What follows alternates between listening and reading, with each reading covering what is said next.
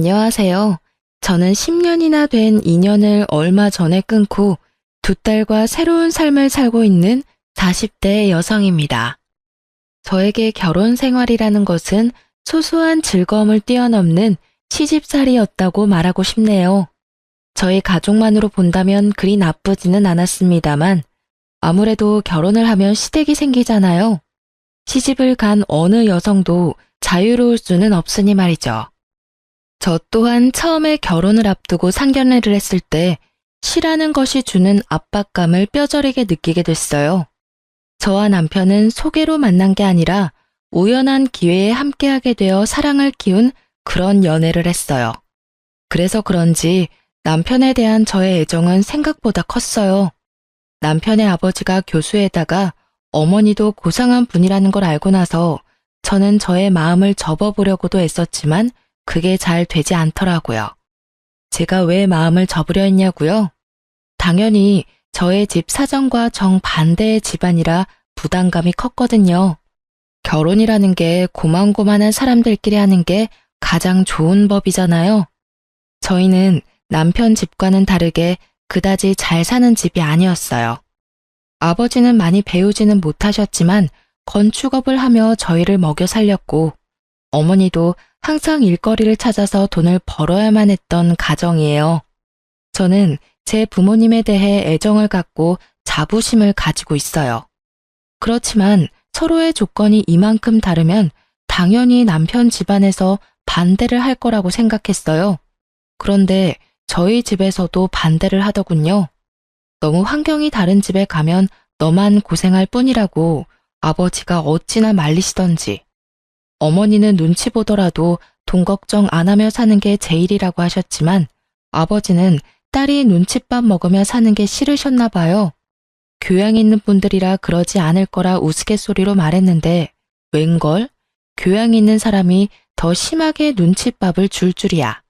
그때는 미처 몰랐답니다. 결국은 남편의 설득으로 시댁에 한번 가보게 되었어요.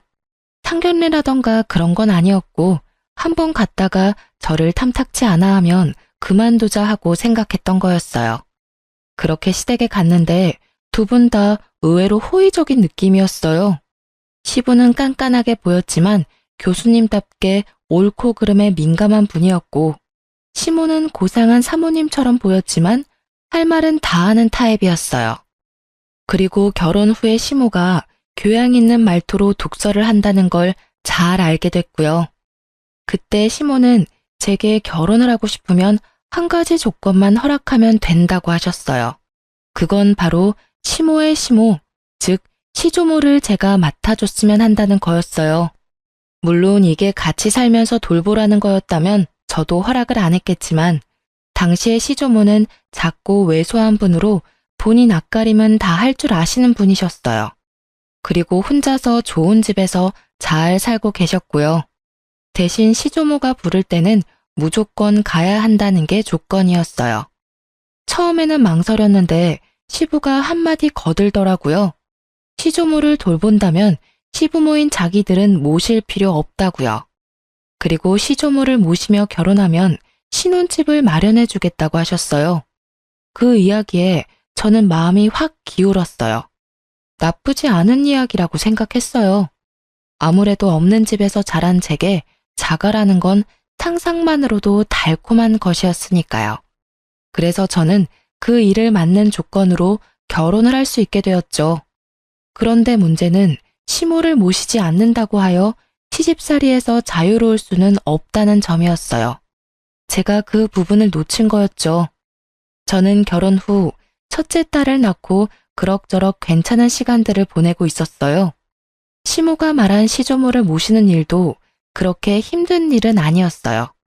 오히려 시조모의 성품이 저와 잘 맞아서인지 둘이서 대화를 하는 게 그렇게 재미있을 수 없더라고요.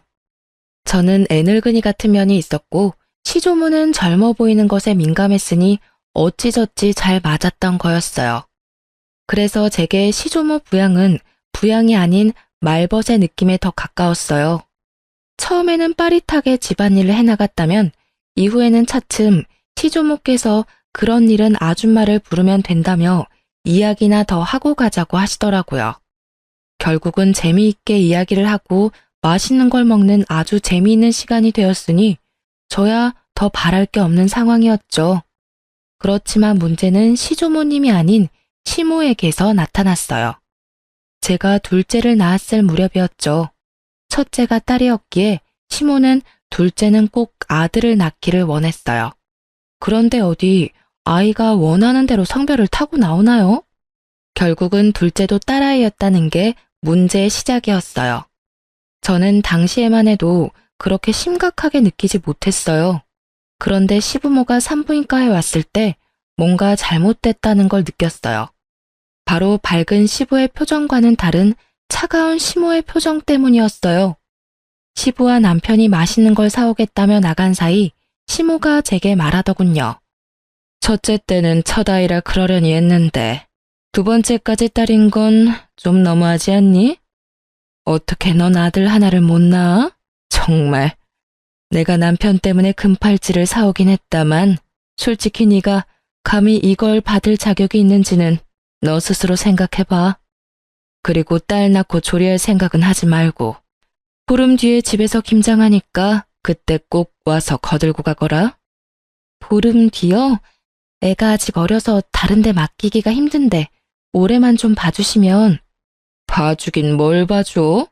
내가 심하다고 생각하니? 아니야, 네가 나한테 너무한 거지. 어떻게 내리 딸만 낳을 수 있어? 아들이 없으면 우리 집 재산은 누가 지내? 저는 시모의 말에 할 말이 없었어요. 제가 잘못해서가 아니라 어이가 없어서요. 이 말도 안 되는 언행에 어디를 어떻게 어디서부터 지적해야 할지 알 수가 없었으니까요. 시부와 시모가 돌아오니 시모는 제게 언제 그랬냐는 듯 조리 잘하라며 덕담을 하고 돌아가시더군요. 참으로 가증스러운 모습이었어요. 저는 참다 못해 남편에게 말했어요. 어머님이 보름 뒤에 김장할 때 나더러 오래. 나 몸도 안 좋은데 김장까지 하면 진짜 반은 죽을지도 몰라. 설마 일 시킬 리가 있겠어? 산후조리 잘하라는 분인데. 그냥 손녀 보고 싶은 마음에 당신을 부른 거겠지. 일한다 생각하지 말고 갔다 와. 첫째는 내가 봐줄까? 진짜 그럴까? 근데 어머님이 아들 원하셨는데 딸 낳아서 많이 실망하시던데 그 부분에 대해서 들은 건 없어? 아니, 설마. 요즘 세상이 어떤 세상인데 딸 아들 구별해. 나는 아들보다는 딸이 더 좋아. 벌써부터 애교가 철철 넘치잖아. 남편이 딸을 좋아하니 마음을 굳게 먹었어요. 보름의 시간이 지나고 저는 일복을 입고 집을 나서려 했어요. 그런데 남편이 일하라고 시키지는 않을 거라며 편한 옷 입고 가라고 하더군요. 결국은 인부복을 원피스를 입고 시댁에 갔는데 김장이라더니 일할 사람은 저와 시모뿐이더라고요. 동서가 오기로 했는데 아예 코빼기도 보이지 않고요. 게다가 제가 흠칫 놀란 건 시모가 지독한 감기에 걸려서 콜록대고 있었기 때문이었어요. 어머님, 감기가 심하신 것 같은데 김장은 다음에 할까요? 이 상태로는 어머님도 더 힘드실 것 같고. 절인 배추를 벌써 준비했는데 어떻게 뒤로 미뤄? 무조건 오늘 하고 치러야 해. 그리고 나는 아파서 일 못하니 네가 알아서 해놔. 저 동서는 혹시 오늘 언제 온다고 해요? 둘째는 오늘 안 와. 걔는 몸이 안 좋다고 해서 쉬라고 했다.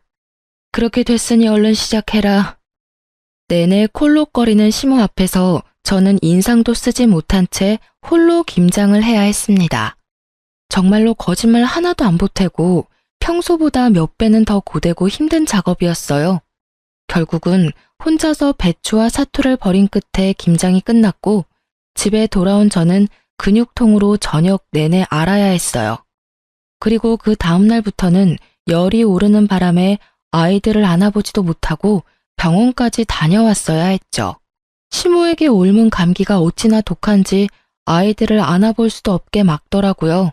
제가 애들을 볼 수 없으니 결국 남편이 애들을 떠안게 됐고 그 때문에 남편은 남편대로 애 둘을 보느라 힘든지 은근히 제 탓을 하더라고요. 아니, 도대체 어디서 감기로 옮아온 거야? 갓난쟁이 돌보면 집에 딱 붙어 있어야지. 당신 김장 갔던 날 평소보다 늦게 들어왔던데 어디 다른 데 가서 있었던 거 아니야? 산후조리 해야 할 사람이 몸 관리를 어떻게 하길래 감기에 걸려? 머리 아프니까 나한테 뭐라고 하지 마. 내가 가고 싶다고 했어? 오라고 한 건 어머님이고 등 떠민 건 당신이야. 그리고 그 감기균이 어디서 옮아온 건지 가르쳐 줄게. 어머님이 감기 걸리셨더라고. 동서도 불참한 상태에서 나 혼자 김장하느라 정말 죽을 뻔했거든? 어떻게 몸조리도 안 끝난 사람을 불러서 일을 시켜. 당신한테 말하기 힘들어서 말 안 했는데 어머님이 나 둘째 낳고 무슨 소리 했는지 알아? 딸 낳고 무슨 산후조리 하냐고 혼내시더라. 그리고는 김장 오래잖아. 아들 못 낳은 게 내 탓이야? 내 탓이냐고. 그게 사람을 이렇게 못 살게 굴 이유가 되는 거야? 결국 저는 터져버렸고 그 이야기를 들은 남편은 깜짝 놀라더니 그 길로 씩씩거리며 시댁에 전화를 하더군요. 어머니, 어쩌자고 출산한 지 보름밖에 안 된 사람을 불러다가 김장을 시킨 거예요. 그것도 혼자서 했다는데 대체 무슨 생각이신 거냐고요? 지금 집사람 아파서 몸도 못 가눌 정도라고요. 그것 때문에 지금 제가 얼마나 고생하고 있는지 알기는 아시냐고요. 걔가 아픈데 웬 네가 고생을 해. 며느리 좀 바꿔봐라. 너한테 일 시키는 거면 내가 한 소리 좀 해야겠다. 어머니가 지금 제 일을 만들어주고 있잖아요. 어머니가 집사람한테 옮긴 감기 때문에 집사람이 애를 못 보잖아요. 이제 막 보름 된 둘째 감기라도 옮으면 어머니가 책임지실 거예요? 엄마가 애를 못 보니 저라도 애를 봐야 할 거 아니냐고요. 결국 시모는 별말 못하고 전화를 끊었죠. 솔직히 입이 10개라도 할 말이 없을걸요? 그러게 면역력 떨어진 산모를 왜 데려오냐 이 말이에요. 그렇게 1차로 이야기가 끝난 줄 알았는데 감기가 가라앉고 나서 시부가 저희 부부를 시댁으로 불렀어요. 저는 남편과 시댁으로 갔는데 시부의 표정이 아주 무시무시하더라고요. 그래, 아가, 감기는 다 나았고? 네, 아버님, 이제 감기는 다 나았어요. 그런데 어쩐 일로 부르셨는지. 너 혹시 이번에 김장하러 왔었니? 네, 김장하고 갔는데 혹시 무슨 문제라도 있으셨나요? 그때 제가 너무 경황이 없어서 혹시라도 김치 맛이 이상하다면 죄송합니다. 그랬구나. 역시 너희 시어머니가 너한테 되지도 않는 시집살이나 시킨 거였어. 당신은 그렇게 할 짓이 없어서 며느리 괴롭혀? 어떻게 출산한 지 보름밖에 안 된 며느리를 데려다가 김장을 시켜? 아니, 딸 낳고 뭐가 자랑이라고 미역국을 끓여 먹고 팔자 좋게 산후조리를 해요. 옛날 같았으면 당장 나가서 일할 상황이라고요. 그리고 며느리 둘이 다 안 하겠다는데 그럼 김장은 뭐 나 혼자 해요? 그럼 며느라가 김장은 누구랑 같이 했는고? 저 혼자 했어요. 동서도 그날 안 왔거든요. 어머님도 기침 감기 때문에 계속 콜록거리고 계셔서 제가 일을 다 해야 했어요. 어머님이 그날 다 해야 한다고 하셔서. 어이구, 맨날 나가서 교양 있는 척은 혼자서 다 하더니 이거 봐. 당신이 그렇게 중요하게 여기는 교양과 상식에 출산 직후의 여성을 김장에 막 부려먹어도 된다고 하든 조선시대에도 이렇게까지는 안 했을 거야. 게다가 감기에 걸려서 콜록거리면서 어떻게 애를 봐야 할 사람을 불러서 감기로 옮기도록 할 수가 있어. 상식이라고는 어디다 갖다 처박아 놨길래 이런 사달을 만들어? 결국 시부가 화를 내고 시모에게 사과하라고 했지만 시모는 절대로 미안하다 한마디를 안 하더라고요. 뭐 저도 사과받을 생각이 없기는 했어요. 그걸 보고는 시부가 저에게 미안하다며 사과를 하시더라고요. 그때 저는 앞으로도 시모와는 이렇게 대면대면 거리 두고 살기로 작정했어요. 그렇게 다짐하고 나니 그 뒤로부터는 시모에게도 할 말은 하게 되더라고요. 그렇게 시모와의 사이가 악화되고도 그럭저럭 5년을 더 살았어요. 그동안에도 시모는 저에게 날카로운 눈총을 보내기도 했어요. 그리고 추석이 지난 공휴일에 친정에서 연락이 왔어요. 딸, 빨리 병원으로 와. 너희 아버지 아파서 지금 병원에 왔는데 나 혼자 무서워서 못 있겠어. 왜, 무슨 일인데 병원이야? 너희 아버지가 갑자기 숨이 잘 안 쉬어진다고 해서 병원 응급실에 왔는데 뭐가 안 좋나 봐. 의사들 얼굴이 심각해. 전화를 받으면서 옷을 후다닥 갈아입은 제가 병원에 도착했을 때 친정엄마는 거의 무너져 있었어요. 폐암 4기에 간이며 콩팥이며 뇌까지 전이가 다 된 상태라고 하더군요. 결국 수술은 불가하고 항암과 방사선으로 여명을 조금씩 늘리는 수밖에 없다고 하더라고요. 입원실에 들어간 아버지는 본인의 상태를 어느 정도 짐작한 듯 보이더라고요. 그리고 더 이상 치료에 희망이 없음을 느끼셨는지 집으로 가고 싶다고 엄청 떼를 쓰셨어요. 마음 같아서는 계속 병원에 두고 싶었지만 집이 보고 싶었을지도 모른다는 생각에 엄마와 저는 아버지를 집으로 데려왔고 가족 모두가 함께 하기로 했어요. 그래서 남편과 시조모에게도 미리 말을 했어요. 며칠이 될지 몇 주가 될지는 모르겠지만 친정에서 당분간 지내겠다고요. 물론 아이들은 데리고 가기로 했어요. 손녀들 얼굴 보면 아버지께 희망이 조금이라도 생기지 않을까 하는 마음에서 데리고 간 거였어요. 아버지가 너무 좋아하시더라고요. 병원에 있을 때보다 훨씬 얼굴이 좋아 보였어요. 물론 몸 상태는 안 좋으셨지만 마음이 편안해 보이는 게 보여서 저도 좋았죠. 그렇게 한 사흘쯤 됐을까요? 그때 시모가 급한 일이 있으니 시댁에 좀 오라더라고요. 아버지의 상태가 그리 좋지 않아 거절하려고 했는데 시모가 무조건 와야 된다는 거예요. 그만큼 중요한 일이 뭐가 있나 생각해봐도 전혀 생각이 나지 않으니 결국은 잠깐 갔다 오기로 했어요. 시댁에 갔더니 동서가 집에 와 있더라고요. 동서는 보름 전 출산을 하고 이제 막 조리원에서 나온 상태였거든요. 처음에는 설마 시모가 동서의 산후조리를 해주려나 하는 생각을 했어요. 동서는 시모가 원하는 아들을 낳았거든요. 그럴 수도 있을 거라고 생각했는데 제 예상은 완전히 빗나갔어요. 왔으면 빨리 네 동서 수발이나 들어라. 넌 뭘 하느라 집에 없어? 하긴 딸만 둘 낳은 네가 이렇게 아들 낳은 동서 얼굴 보는 것도 민망하겠지. 그래도 이럴 때는 네가 솔선수범으로 와서 도와야 하는 게 맞는 거 아니니? 동서의 아들을 품에 안고 어르는 것을 보니 우리 아이들 태어났을 때가 생각나더라고요. 한 번을 안아준 적이 없으면서 손주는 아주 끼고 도는 모습을 보니 참으로 어이가 없더라고요. 제가 아무 말도 없이 미동도 없이 시모만 쳐다보고 있으니 뭐 하냐는 식으로 제게 말하더라고요. 뭐해? 설마 싫은 거야? 그럼 너도 아들을 낳았어야지. 아들도 못 낳은 네가 이 집에서 이 정도도 못하면 안 되지. 뭐라도 도움이 될 생각을 좀 해. 하기 싫은 티 내지 말고. 도대체 뭐가 문제인지. 우리 집 장손에 문제가 있는 건 아닐 거고 밭이 좋지 않은 거지. 그래도 둘째가 이리 아들을 척하니 안겨주니 얼마나 좋아? 시모는 이미 저와 이야기를 할 상황이 아니더군요. 저는 고개를 흔들며 동서를 봤어요. 설마 동서도 이 어이없는 연극 같은 일에 동조한 건 아니지 않을까 했는데 제 예상이 빗나갔더라고요. 동서는 침대에 누워서 저한테 말하더라고요. 죄송해요, 형님. 그런데 물 좀 가져다 주시면 안 될까요? 몸이 엄청 안 좋네요. 그리고 저 먹고 싶은 거 있는데 잡채랑 갈비찜 좀 만들어 주시면 안 돼요? 몸이 아직 안 풀려서 그런지 몸에 좋은 음식들이 막 먹고 싶네요. 실실거리며 시켜 먹으려는 동서를 보니 아주 배알이 뒤틀리더라고요. 출산 후 딱 보름, 저는 그때 김장을 하고 있었죠. 이런 극진한 수발 같은 거 받아본 기억도 없는데 정말 화나더라고요. 위독한 아버지 놔두고 여기 오게 만든 것도 열받았어요. 중요한 이유도 아닌 그저 동서의 산후조리를 위해 제가 가족과 보낼 수 있는 유일한 시간을 뺏겼다는 것이 너무 열받는 일이었거든요.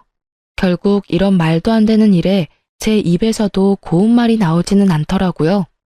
어머님, 제가 딸만 낳아서 미운 건 아시겠는데 때를 좀 가려서 이런 일 시키세요. 제가 분명히 아버지 위독하셔서 아버지 곁에 있어야 된다고 말씀을 드렸는데 이렇게 부르는 건 상식 밖의 일 아닌가요? 그리고 아들이 그렇게 좋아서 동서 수발 들고 싶으면 어머님 본인이 하세요. 왜 저한테 그런 일을 시키세요?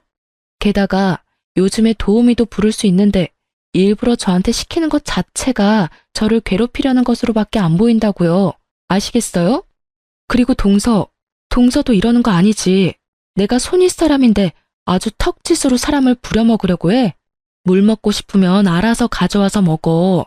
손이 없어 발이 없어. 이런 일로 저 부르지 마세요. 아니 뭐 저런, 네가 뭐가 바빠서 이런 일도 못 도와줘? 그럼 늙은 내가 며느리 수발 들어야 되니? 어머님이 여기에 동서 불렀을 거 아니에요.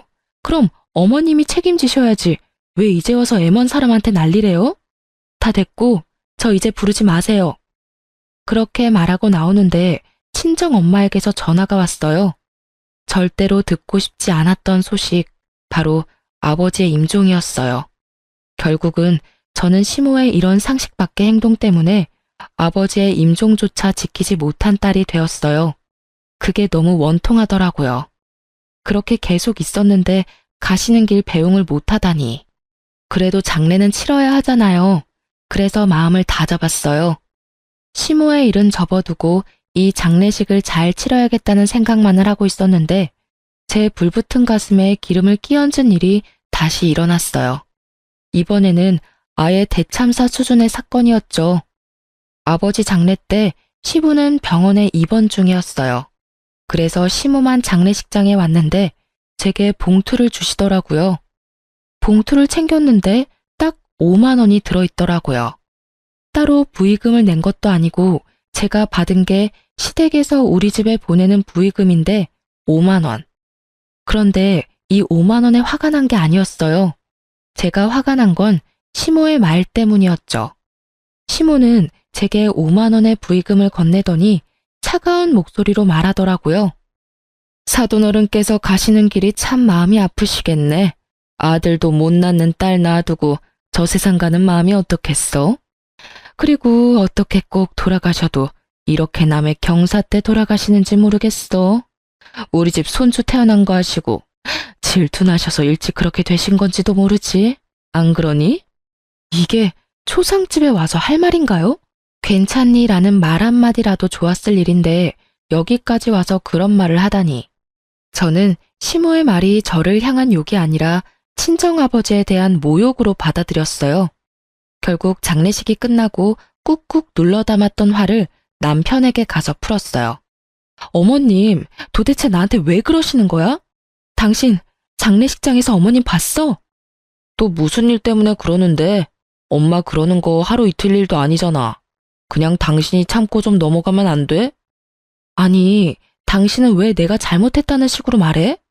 어머님이 오늘 장례식장에 오셔서 꼴랑 부의금 5만 원 주고 가셨어. 그러면서 나한테 뭘 하시는 줄 알아? 몰라. 모르겠고 듣고 싶지도 않아. 그리고 부의금 5만 원이 어때서? 돈 때문에 난리치는 거 보니 정이 다 떨어져. 엄마가 장례식장까지 간 정성이 있는데 설마 돈 적게 냈다고 뭐라 하는 거야? 너 진짜 그러는 거 아니다. 힘들 때 와주는 게 고마운 거지. 내가 돈 때문에 그러는 거라고 생각해? 아니라고. 내 말 좀 들어보고. 됐어. 듣고 싶지도 않으니까 그만해. 너만 힘든 일 있는 것도 아니고 나도 더 이상 당신이랑 엄마 둘이서 투닥거리는 거 듣기도 싫고 받아주기도 싫어. 문제 생기면 둘이서 알아서 풀어. 불가능에 가까운 걸 요구하는 남편놈을 보며 저는 이놈의 집구석이 아주 꼬라지도 보기 싫어졌어요. 그렇지만 바로 이혼이라는 단어를 내뱉지는 않았어요. 다른 사람들에게 시모가 제게 한 일들을 모두 까발려주고 싶었거든요. 그래서 모두가 모이는 날만 기다렸습니다. 냉랭한 제 모습을 보던 남편이라는 작자는 아예 저에 대해 신경도 쓰지 않더군요. 시모와 제 사이에서 끼이는 것도 지겹다나요? 완전한 해결책을 바란 것도 아닌데 남편의 그런 행동은 저를 정떨어지게 만들기 충분했어요. 그리고 추석이 되었어요. 저는 작심을 하고 어른들에게 드릴 용돈 봉투를 만들었습니다. 시조모에게는 50만 원을 넣고 시부의 봉투에는 30만 원, 그리고 시모의 봉투에는 5만 원을 넣어서 드렸어요. 역시나 봉투를 받은 시모의 얼굴이 확 상하더군요. 고상함을 추구하며 항상 무표정한 표정을 짓는 시모의 그 일그러진 표정만 봐도 기분이 한결 나아지더라고요. 이거 봐. 얘는 이래서 안 된다니까. 너 설마 시아버지, 시조모님 봉투에까지 이런 장난친 거 아니지? 이게 뭐야, 애들 용돈도 아니고. 네 동서는 봉투에 50만 원 두둑히 넣어왔던데 넌 꼴랑 5만 원 넣어왔어? 나이가 들면 나이가 든 행동을 해야지. 너보다 어린 우리 둘째 며느리가 뭘 보고 배우겠니? 윗물이 맑아야 아랫물이 맑다는데 너희는 어찌 된 게 이렇게 정반대야? 집에 도움이 되는 일을 못했으면 이런 날 부모님 기쁘게 해드릴 노력 같은 건 아예 없고. 아들아, 너 장가 잘못 갔어. 참 모질다 싶은 말들만 골라 하더라고요. 그래서 저도 따박따박 말해줬죠. 그럼 동서는 아버지 돌아가시면 50만 원 드리겠네요? 동서는 좋겠어. 이렇게 좋은 시어머니도 두고. 근데 어머님, 제가 생각이 없어서 5만 원 넣었겠어요? 어머님이 제 아버지 돌아가셨을 때 장례식장에서 5만 원만 주셔서 그렇게 담았을 뿐이에요. 어머님이 하신 그대로 돌려드렸는데 뭐가 문제인지 잘 모르겠네요. 제 이야기를 듣고 있던 시부가 깜짝 놀라더니 시모에게 따지더라고요. 이게 무슨 소리야, 당신? 내가 준 돈 200만 원은 어쨌어? 장례식장 갈 때 내가 봉투에 넣어준 돈. 시부가 나서서야 시모의 표정이 살짝 당황하더라고요. 그렇지만 여전히 뻔뻔한 고상함을 무장한 채 한마디도 지지 않고 역 같은 소리를 짓거리더군요. 아니, 아들도 못난 며느리예요. 아무리 사돈 어른이라도 그만큼 받을 만한 이유가 없죠. 이 집안에 도움될 만한 일을 얘가 한 적이 없는데 왜 우리가 돈을 그만큼을 써야 해요? 그 이야기를 들으니 딱 감이 오더라고요. 시모 혼자 이 모든 일을 벌였구나 하고요. 여보, 그만 좀 해. 장례식장에서 5만 원 받은 일로 아직까지 꽁에 있는 거야? 내가 제발 좀 이해하고 넘어가자고 했잖아. 어머니 옛날 사람이고 아들 좋아하는 거 이미 잘 알고 있는데 새삼스레 왜 이제 와서 이러는데. 제발 조용히 좀 살자, 어? 그냥 장례식장 와주신 거에 의미를 두라고. 돈 같은 거에 연연하지 말고. 살면서 그 돈보다 더 많이 받을 수도 있잖아. 남편 놈은 시모 말을 듣고도 제 엄마 두둔하기 바쁘더라고요. 딸을 좋아하지만 엄마도 포기 못하는 거겠죠. 참 효자예요. 그걸 보는 저는 우라통이 터지지만요. 5만 원 받아도 상관없었어. 그런데 돌아가신 고인에게만큼은 예의를 다해야 됐던 거 아니야? 어떻게 장례식장에 와서는 딸한테 아버지를 욕보일 수가 있어. 도대체 무슨 생각으로 그런 말 하셨어요? 말해보세요. 아들도 못 낳는 딸 놔두고 가는 아버지 심정 운운할 때 도대체 무슨 생각을 하셨냐고요. 저는요, 당신 때문에 저희 아버지 임종도 못 지켰어요. 그 잘난 아들 낳은 동서 산후조리 수발 들라며 저 불러냈을 때 저희 아버지 돌아가셨거든요. 이러니 제 가슴에 못이 박히지. 아버지 마지막도 못 본 저한테 장례식장에서까지 그런 말씀 하셨어야 했어요? 그건 저를 욕보인 게 아니라 저희 친정 아버지를 욕보인 거라고요. 악에 받쳐 말하는 제 말에 시부의 얼굴이 터질 것처럼 벌겋게 달아오르더라고요. 뭐? 아니 이 옆에 내가 정신이 나갔어? 어디 장례식장에서 그런 막말을 하고 와? 그리고 임종 지키러 간 며느리를 왜 다시 불렀어? 그딴 쓸데없는 이유로. 내가 부끄러워서 고개를 들고 다닐 수가 없어. 다른 사람도 아니고 사돈 장례식장에서 그런 미친 짓을 하고 온 게 내 마누라라니. 그렇게 고상하고 상식을 찾고 돌아다니더니 이거 봐, 아주 단단히 미쳤네. 인간이 어떻게 인간의 탈을 쓰고 사돈 장례식장에 가서 그런 말도 안 되는 말을 내뱉고 와.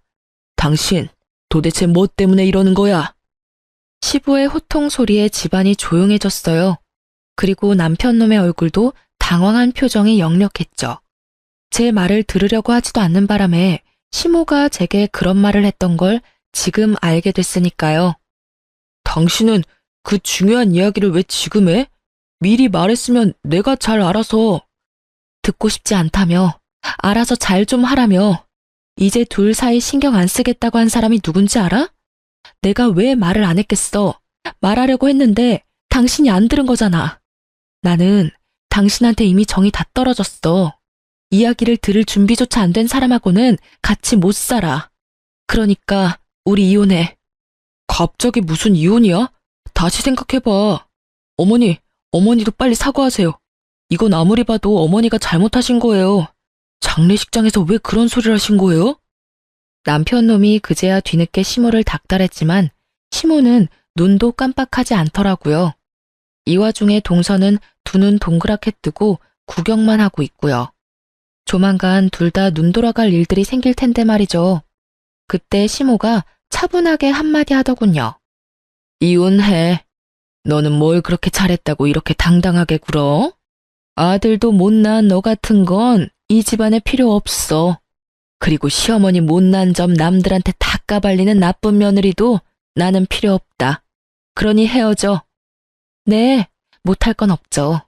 저도 남의 아버지 장례식장에 와서 아버지랑 그 딸한테 나란히 모욕을 준 사람을 제 시어머니로 모시고 싶지 않으니까요. 저는 그렇게 말하고 말 한마디 없이 이 상황을 지켜보던 시조모에게 가서 말했어요. 할머님, 죄송해요. 제가 이제 돌봐드리지 못할 것 같아요. 다른 사람을 찾아보시는 게 좋을 것 같아요. 이제까지 잘 대해주셨는데 너무 죄송하고 또 죄송한 마음뿐이에요. 이렇게 끝을 맺게 돼서 제 마음도 너무 안 좋고. 저의 이 말에 그제야 시모 얼굴이 새파랗게 질리더라고요. 그리고 덩달아 동서의 얼굴도 팍 일그러졌어요. 그 얼굴을 보는데 어찌나 통쾌하던지 이제야 눈치를 챘나 봐요. 여태껏 저한테만 맡겨두고 아예 기억 속에서 삭제시켰는지 저와 결혼할 때 한 약속은 머릿속에서 사라졌었나 봐요. 시조모가 아직까지도 이 시가의 재산을 꽉 쥐고 있는데 시모가 아무리 대단해도 시조모에게는 찍소리도 못하거든요. 제가 이혼을 하면 당연히 제가 하던 일은 시모의 일이나 동서의 일이 될 테니 그제야 둘 다 아차 싶은 표정을 지은 거겠죠. 그래, 절이 싫으면 중이 떠나는 게 맞다. 그러면 남은 사람 중에 누가 나를 돌볼 거냐? 애미 너냐? 아니면 둘째 손주 며느리가 볼 거냐? 그런데 선임자가 워낙에 잘해줘서 말이지.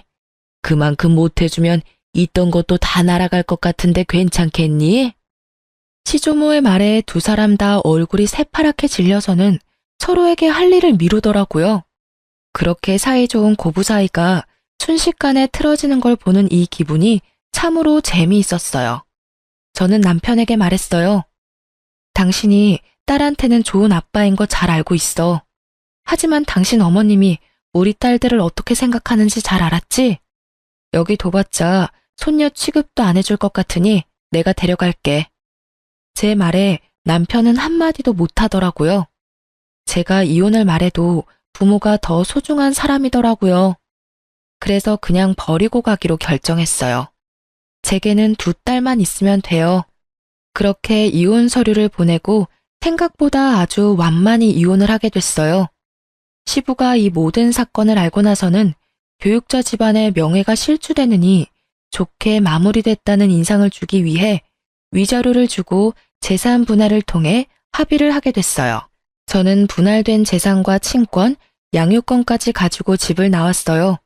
하지만 그것만 가지고 두 딸과 살림을 꾸리는 건 어려운 일이기는 했어요. 그래서 많이 힘들었지만 그런 저에게 도움을 준 건 의외로 시조모였어요. 이혼이 되고 법적인 절차가 모두 마무리되고 나서 한 달 뒤쯤 시조모에게서 연락이 왔어요. 그래, 나다. 혹시 오늘 시간 되니? 우리 증손녀들 얼굴 한번 보고 싶은데 나와서 밥이나 먹고 가. 맛있는 식사해놓고 기다릴 테니까. 네가 어색하게 느낄 수도 있지만 사람 인연을 어떻게 그렇게 딱 끊을 수 있겠니? 내가 그 집에서 그나마 정을 제일 많이 가진 게 너랑 네 딸들이었는데 얼굴을 못 보니 이렇게 적적할 수가 없어. 그 말을 들으니 마음에 미안함이 생기더라고요. 제가 시모와 갈등이 생겨서 이혼을 했지 조모와 갈등이 있었던 건 아니잖아요. 그래서 딸 둘을 데리고 시조모 집으로 향했어요. 그런데 집에 들어가니 시모와 동서가 부엌에 있더라고요. 열심히 음식을 만들고 있는데 냄새를 맡아보니 제가 좋아하는 수육과 꼬막 무침이더라고요. 설마 이 사람들하고 제외시키려고 불렀나 싶었는데 시조모가 나오더라고요. 왔니? 여기 얘들은 신경 쓰지 말거라. 우리 집 일 도와주러 온 애들이야. 오지 말래도 주말마다 와서는 온 집을 해집고 사람 마음만 불편하게 만들고 가는 것들이야. 딱 봐도 말에 가시가 돋친 것이 이들 사이에 무슨 일이 생긴 것 같더라고요. 제가 딸들과 함께 테라스로 향하자 시모의 눈이 저를 뚫어지듯 쳐다보더라고요. 제가 온 것이 무척이나 기분 나쁜지 표정이 어마무시했어요. 그렇지만 저는 손님 자격으로 온 것이니 싹 무시하고 시조모를 따라 테라스에 마련된 테이블로 향했어요. 너 앞으로 이렇게 말벗하러 올 생각 없냐? 늙은이 혼자 심심해서 안 되겠어. 그렇다고 또래들하고 놀기엔 내가 너무 정정하지 않니? 시조모의 유머와 독설은 여전했어요. 저는 웃으며 말했죠. 어차피 제 딸이 할머님의 피를 이었으니 제가 애들 데리고 만나러 오는 건 싫지 않아요. 그런데 저분들이 계시면 제 마음이 그리 편치는 않거든요. 제 마음의 앙금들이 다 풀리지는 않았고 언제 풀릴지도 모르고요. 풀린다 한들 이제 이혼해서 남인데. 그래? 그럼 네가 올 때는 저것들 안 부르면 되지. 앞으로도 시간 될 때마다 놀러와. 맛있는 거 먹자. 내가 늙어서 요양원 들어가기 전까지는 젊게 살아야 하지 않겠니? 네 하고 대답하려는데 시모가 둘 사이에 끼어들었어요. 아니 어머님, 무슨 말씀을 그렇게 하세요? 이 여자는 이미 남의 집 사람이에요. 그런 사람을 뭐 하러 부르세요? 말벗하고 싶으면 제가 사람을 고용해서. 조용. 내가 언제 너 말하라고 했어? 있는 듯 없는 듯 조용히 있다가 가라고 했지. 넌 있는 사람 간수도 못하면서 또 어디 가서 사람 데리고 올 생각이냐? 너 생각하는 건 안 봐도 눈에 훤하다. 내가 혹시 재산 증손녀들에게 넘겨줄까봐 그것 때문에 이렇게 난리치는 거 아니야? 솔직히 걱정이 안 될 수는 없죠. 두 사람이 이렇게 가까운데 저라도 이 집 재산 지켜야죠. 그 말에 시조모가 두 눈을 치켜뜨더라고요. 네가 뭔데 이 집 재산을 지켜? 시모 봉양도 안 하는 며느리가 뭘 지킨다는 거야? 막말로 너 얘 결혼시킬 때도 네가 날 부양하기 싫으니까 며느리 앞세워서 나 부양하도록 시킨 거 아니냐?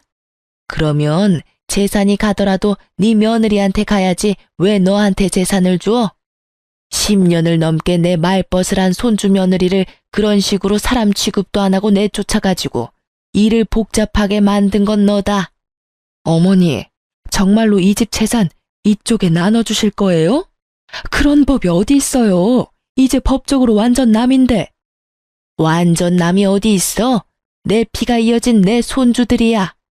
피가 이어지지 않은 건 너겠지. 이 집 재산이 네 거라고 착각하나 본데 아직까지는 내 명의로 된 재산이야. 내 재산 내가 알아서 쓴다는데 네가 뭔 상관이야? 시조모의 말에 시모의 표정이 뾰루통하게 변했어요. 대꾸하고 싶은 눈치였는데 더 큰 불호령이 떨어질까 참는 것 같았어요. 둘 다 하기 싫은 거 억지로 하는 얼굴로 와서는 일도 제대로 안 하고 집만 어지르고 가는 거 내 모를 줄 알았냐? 그런 주제에 재산이 탐이 나기는 나. 재산 가져갈 생각이면 간쓸게 다 빼다 줄 것처럼 살랑거려도 모자랄 판에 낯짝 뻔뻔하게 들고는 너희들 일 전부 직원들한테 시키는 거 내가 봐서 다 알아.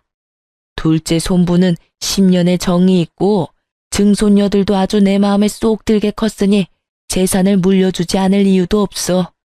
부양하러 온 주제에 사람 불편하게 만드는 너희보다는 훨씬 가족 같은 게 둘째 손부야. 시조모는 그렇게 말하고 통장과 도장을 하나 꺼내더라고요. 이혼 전에 주려고 했던 건데 지금 주게 되는구나. 자, 여기 얼마 안 되지만 6천만 원이다. 네가 나를 모시러 온 그달부터 꼬박꼬박 50만 원씩 넣었어. 내가 주는 선물이고 그게 불편하면 퇴직금이라고 생각해라. 그간 고생 많이 했다. 어머님, 그걸 왜 생판 남한테 주시냐고요? 이혼하면서 위자료며 재산 분할로 다 가져갔어요. 그거 안 주셔도 제 살만하다니까요? 네가 기어코 내 재산을 물려받기 싫구나. 네 남편한테도 이야기해줄까? 그 말에 시모가 즉시 입 다물고 깨갱하더라고요. 저는 시조모의 선의를 좋은 마음으로 받아들였고 그 돈과 위자료, 재산 분할로 받은 돈으로 지방의 작은 아파트를 구할 수 있었어요.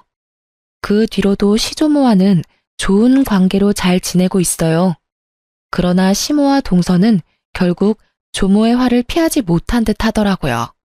시조모가 지나가는 말로 슬쩍 이야기하시더라고요. 얼마 전에 유언장을 썼는데 쓸데없는 이름 2개를 지워버렸어. 내 평생 돈이라고는 들고 나가는 게 제멋대로라 내가 마음대로 하는 게 아니라는 생각이었는데 그것들 하는 걸 보니 아주 아깝더라고. 그래서 빼버렸지. 그랬더니 아들놈이 지 마누라를 잡는데 아주 배꼽 잡고 웃었구나.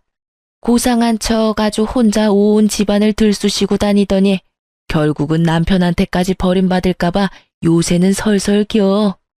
그러게 처음부터 마음을 곱게 썼으면 이런 일 없었을 거 아니니? 그 말을 들어보니 결국은 시부에게도 미움받게 되고 동서도 시모의 그런 모습을 보고는 노선을 갈아탄 듯 보였어요. 그 이야기를 들으니 이상하게도 마음이 좀 후련해지더라고요.